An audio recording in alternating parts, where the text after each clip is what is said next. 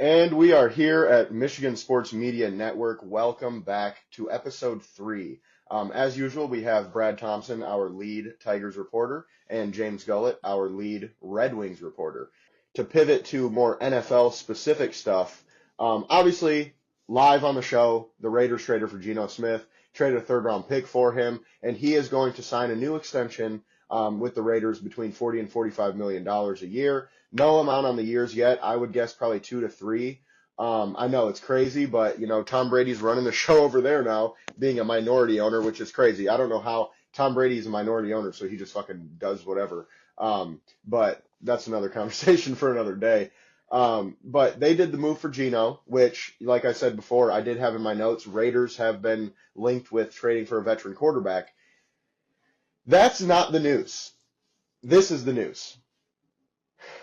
The Seahawks are prepared to go after Sam Darnold. Hard. And that's why they traded Geno, because they're thinking, why would we give Geno Smith $42 million a year when we can go give Sam Darnold $42 million a year? He's younger. He's better right now. We'll see if that keeps up. But that's the rumor right now. Rumors are swirling that they made this deal to go be aggressive after Sam Darnold in free agency. Okay, I guess that's what Seattle's going to do. They're also going to end up trading DK Metcalf.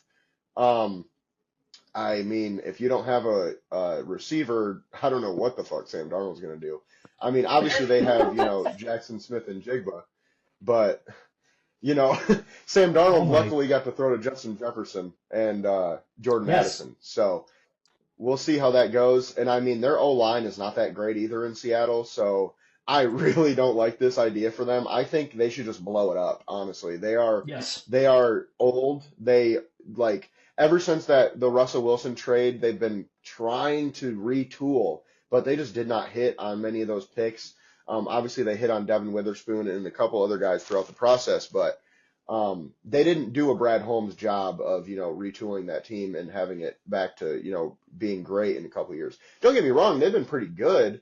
But if you're going to cut Tyler Lockett, trade Geno Smith, trade DK Metcalf, you might as well have a mini rebuild and not try to go sign Sam Darnold for a bunch of money. If I were them, go after Aaron Rodgers, man. I know I say this about every team, but go after Aaron Rodgers. Go get you a bridge guy that, your fans don't hate, hopefully, and get you a guy that can not necessarily win you a Super Bowl, but keep you afloat for a couple years or at least 1 year until you can find your guy. I don't know. Seahawks can do what they want. That works for me. We've kind of had problems with them recently, so if they're going to blow it up, I'm fine with that. But speaking of quarterback rumors, Aaron Rodgers, like I just mentioned, he is being linked to the Giants heavily right now. It sounds like it's most likely going to be the Giants. The Raiders were somewhat interested, but obviously they decided to go another route. And then we just spoke on Sam Darnold a little bit. The Vikings still want to have him back, but we'll see what happens. It sounds like they were more ready to offer, 25-ish for Sam. And obviously he's probably going to get more than that. One thing I did not think about with the Geno Smith trade, Pete Carroll's the head coach there. Just take that into account. That might be a big reason why they were willing to trade for Geno, because he's worked with him before in Seattle. But then we have Russell Wilson, who not really sure where he's going to go right now. It sounds like he's going to be one of the odd men out in terms of the quarterback, carousel. I could see him going somewhere like Tennessee. Basically anywhere that Russell Wilson is linked to, Rodgers is likely linked to, and it kind of just depends on who those teams decide to go with. And then on the Seattle front, but a different position, DK Metcalf has heavily been linked to the Patriots and the Chargers recently, which makes a lot of sense. I think that, the Patriots were the obvious choice for me with Drake May there, but he said he doesn't want to play in a cold climate unless they're contending. So we'll see how that goes. Buffalo Bills have also been somewhat aggressive on that front, but again, we'll see how that goes. I do think he ends up a Charger. Okay, I just think it makes the most sense. I think the Justin Herbert, DK Metcalf connection, I think DK would love to play with him. Kind of fits stylistically there, and gives them a true number one X receiver. Now, with that being said, we'll pivot to another wide receiver, Chris Godwin, who recently has been talked about to get upwards of $25 million a year on the open market, which that's a lot of money. I love Chris Godwin, but I wouldn't pay him more than 20 probably. And I could see him going somewhere like Carolina, or Pittsburgh, or sorry, New England. I could see basically Godwin going wherever Metcalf doesn't. And that's kind of how I look at that. Whoever trades for DK, that second team's going to go out and sign Chris Godwin. Because if you're willing to give up picks and that same contract for DK, you might as well give it up for Godwin if you didn't get him. And then with that being said, there is a lot of talent available right now at many different positions, whether it be free agency or trade. Obviously, we talked about Trey Hendrickson being available. There's other players also available for trade. But this is a pretty decent free agency class. Obviously, it's not, full of top tier elite talent or anything like that. But we're going to see a lot of that middle talent get signed to like contending teams that can kind of push them over the hump. And I think Detroit should definitely be one of those teams. But speaking of teams being aggressive right now, the Bears are being super aggressive. I've heard they are being aggressive for Trey Hendrickson. They traded for Joe Tooney and Jonah Jackson. And as of right now, they are the only team, or not the only, but they are the top team linked to former Falcons center Drew Dahlman. It sounds like they're going to be going hard after Dahlman in free agency, which makes a lot of sense. But it sounds like they're going to completely redo their interior offensive line this offseason, which I'm sure Bears fans are really happy about. And then to another NFC North team, Byron Murphy is officially hitting the open market. It sounds like the Vikings are going to struggle to bring him back, especially if they end up signing a Sam Darnold extension, which I would love to see Byron come over to Detroit, but he did have some, not so nice things to say about our team at some point last season. So kind of just take that into account with that one. I do love Byron Murphy, but I don't know if he'll actually end up wanting to play here. And then last but not least, Levante David re-signed with the Buccaneers while we were on as well. 1 year, 10 million. He's a guy I would have loved Yeah, that sucks to bring to for us. Detroit instead of Derek Barnes. Honestly, like I would have given Levante that 1 year, 10 million over Derek Barnes every day of the week. But if we're taking into account the Anzalone issue and Barnes kind of being our next linebacker up, I kind of get making that choice. And then the last thing I have on here is Raiders may trade for a quarterback, but they already did it, so no need to talk about that. And then with that being said, I'll pass it back to you for any additions you have. Gave me a lot to talk about there. I don't like any of those quarterback situations that were just brought up. I mean, good for the Raiders. I I'm like, okay, a third for Geno. You're not giving up a high draft pick. You get a veteran. You know what you're getting out of Geno. He's a professional. He's no, off the field drama or anything. He can hold down the starting position, but he's not going to wow you. He's not going to win you over. And the fact that that type of player is now getting over 40 million. Like I know he's a quarterback, but I mean, for 5 million less, you can have Max Crosby, who actually changed the game. And that's just wild to me. Like I understand why the Patrick Mahomeses and the Jared Goffs of the world make bank. They deserve it. They put the team on their backs, etc. But Geno Smith's just not that guy.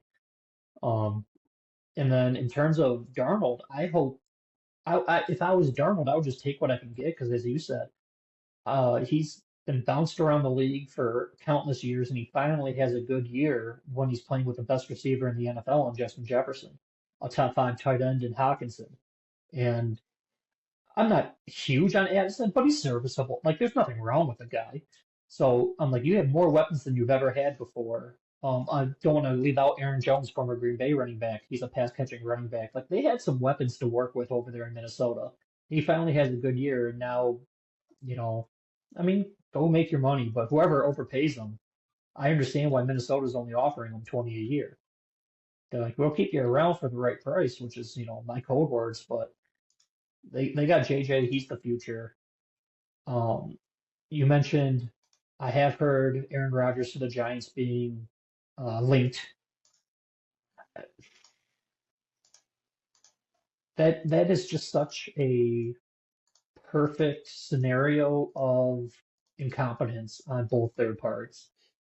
Rodgers is not what he used to be. The Giants haven't been anything in a long time, so they were just perfect for each other. It's I mean, whatever. I would feel bad for Giants fans if that happens, but it is what it is. They got Malik Neighbors, so I mean, maybe he can try to turn him into the next Devontae Adams, or at least prime Devontae Adams. Uh, but that doesn't move the needle. None of those moves to me move the needle at all. I know you mentioned Levante David signing. That one does suck. I would have loved to have him.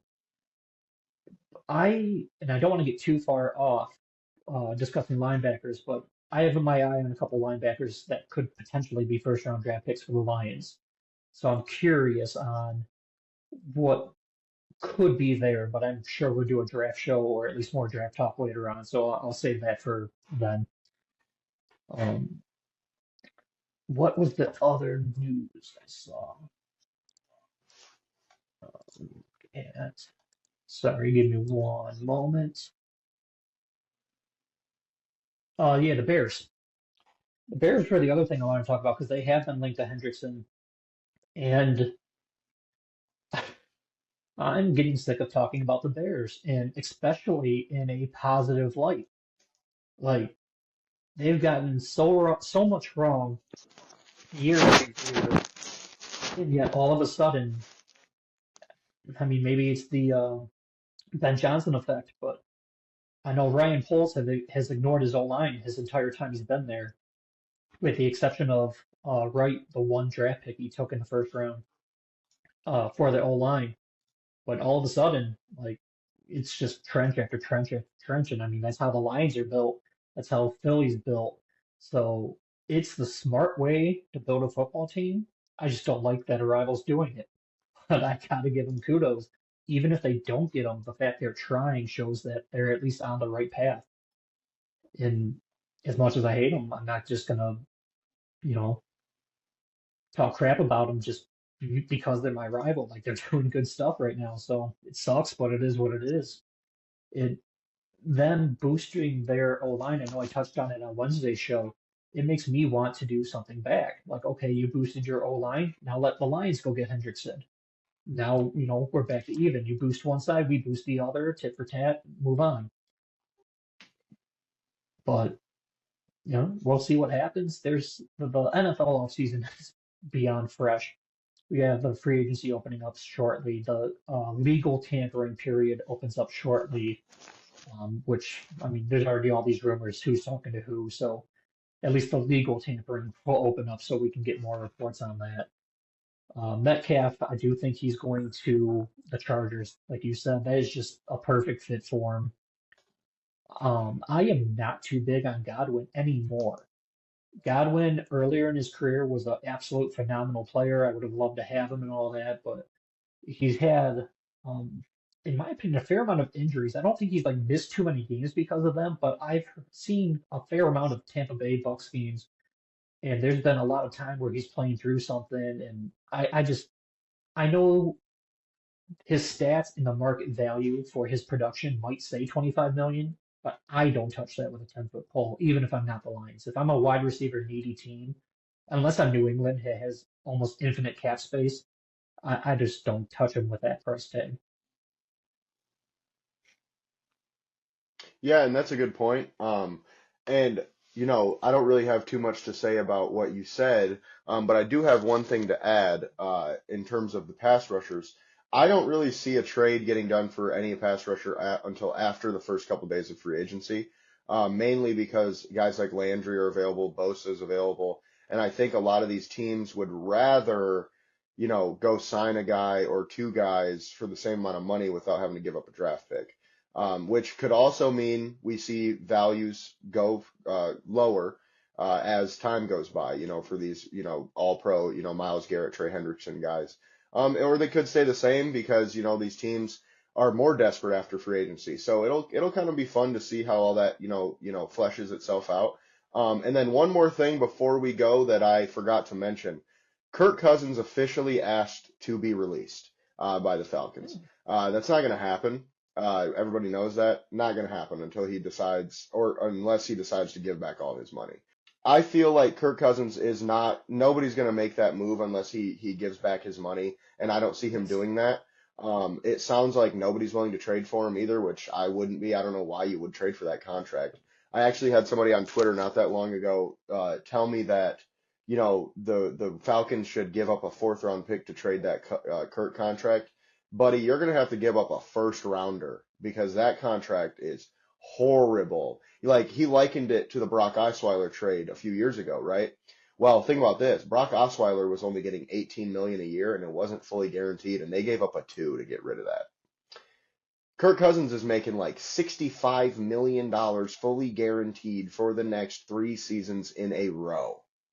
Good luck. You are not getting rid of that. And the worst part is, Kirk wants out, but he kind of put himself in this position because all that guaranteed money, they're not going to cut him unless he decides, you know what, here's that fucking $80 million back that you guaranteed me. And I think he'll just be in purgatory as the backup until next season when they probably ultimately just cut him and eat all that dead cap just to move off the contract.